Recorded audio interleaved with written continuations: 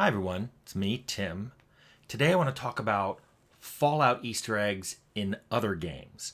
I had a lot of fun doing a video a few months ago about Easter eggs in games, in my games that referred like to things we were talking about, like hidden Easter eggs in my games.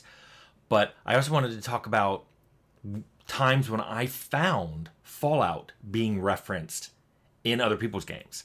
So I'm going to skip games that had Fallout stuff that was overtly connected, like you can buy Fallout skins in Minecraft, the new Magic the Gathering cards that are Fallout based. I mean, those aren't Easter eggs, those are overtly based on Fallout. But I'm also going to skip games from related companies, like Run Like Hell from Interplay had a reference. Prey and Ghostwire Tokyo were both from Bethesda, and they referenced Fallout. My own game, The Outer Worlds, had reference to Fallout in it, and so. But those are all like, yeah, they're Easter eggs, but they're not ones that are like that hidden, and also they're coming out from the same company, so or related company, so you can almost see it as an advertisement. I'm just going to talk about times I was playing a game and went, whoa, that's straight out of Fallout. So let's start. And the first two I'm going to talk about, the first one I've seen very little mention of it, and the second one I've never seen mentioned anywhere. So, scoop.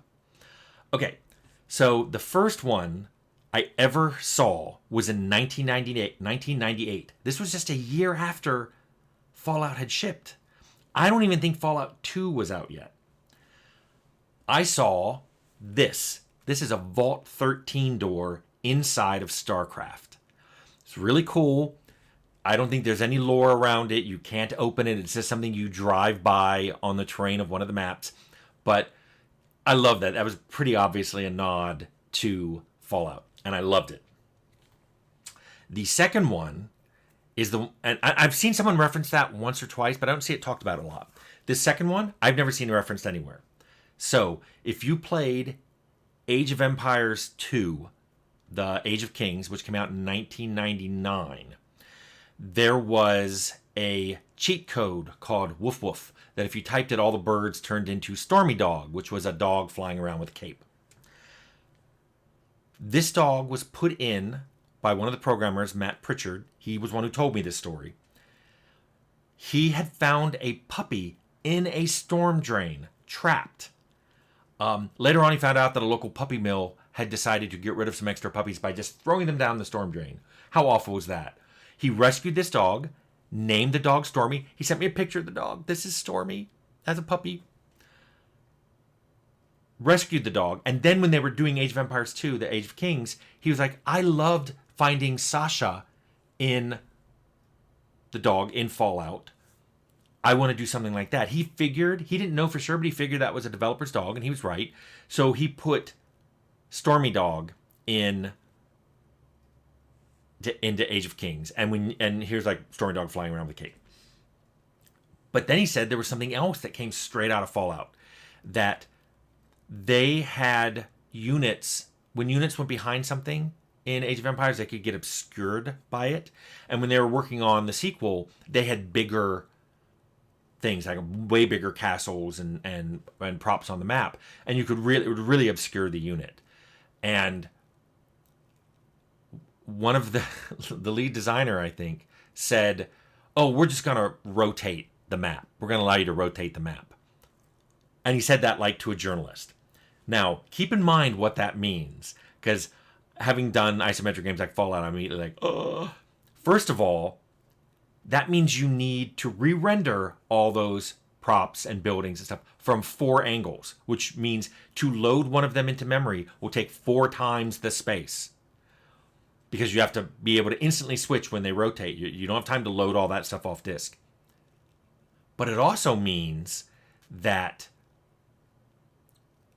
anything in the game that is assuming that up is north is wrong. And you may think, why would anyone do that? Look, you make a game long enough, there are some things in the game that you just don't think about. Like maybe the auto map or mini map just always assumes up is north. And because the game was never rotatable. So adding a feature like that later is really hard. So forget the art that would have to be increased. There's code that would have to change. So Matt Pritchard suggested, hey, Fallout 1 and 2 do this really cool outlining of units when they go behind buildings. Why don't we do the same? Showed how that worked to them. They did the exact same thing. So I thought that was really cool. So both Stormy Dog was inspired by Fallout, and having outlined units was inspired by what we did in Fallout 1 and 2. Thought that was really cool. The next time I saw a game that made me go, huh, and I didn't get it right away, I was playing Borderlands 2, which came out in 2012, and there were two characters, Zero and Maya, and both of them had outfits. One was called the Vault Suit, one was called the Vault Dweller. And I read that, and I'm like, oh, I think this is based on Fallout. And I said it to Robert, and Robert was like, yeah, of course it is. And I'm like, yeah, but the piping was wrong. And he said, yeah, but they're blue and yellow.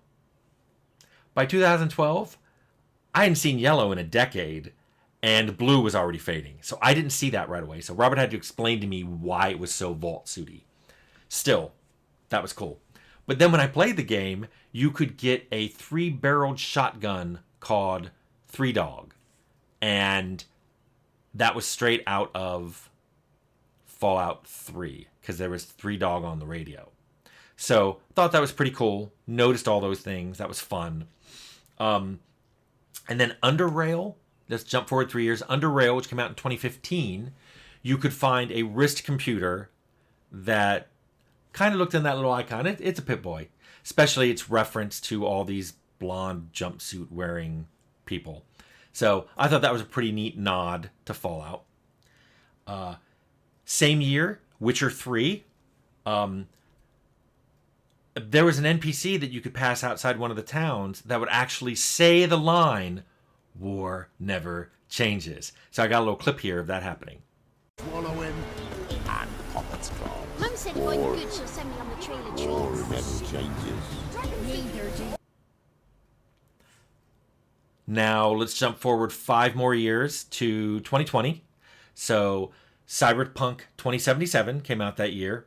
There was, in one of the maps you could explore, you could find a giant circular thing that said 101 on it. So it looked a lot like a vault door. But then what seals the deal is there is a dead NPC nearby named Albert Cole, which is one of the pre-generated characters that you can select in Fallout. So I was like, this is so obvious a Fallout reference. Although I thought it was interesting that it wasn't Vault 13, because that's where Albert Cole came from. It was Vault 101, so it was a nod to Fallout 3, and then a Vault 13 resident, NPC nearby. So I thought that was cool. That's all the games that I've played, that I personally played and noticed a Fallout reference in. If you want to see more of these, TK's Mantis has a video called 15 minutes of Fallout references in other games, which has a whole lot more references. So if this is something that interests you, you could follow up on that. I will link my Easter egg video, my previous one, and TK's Mantis video below so you can check them out. Anyway, I hope you like that. I'm beginning to think of Friday as Fun Video Friday, where I do stuff that's a little more lighthearted than the rest of the week. Anyway, I hope you like that.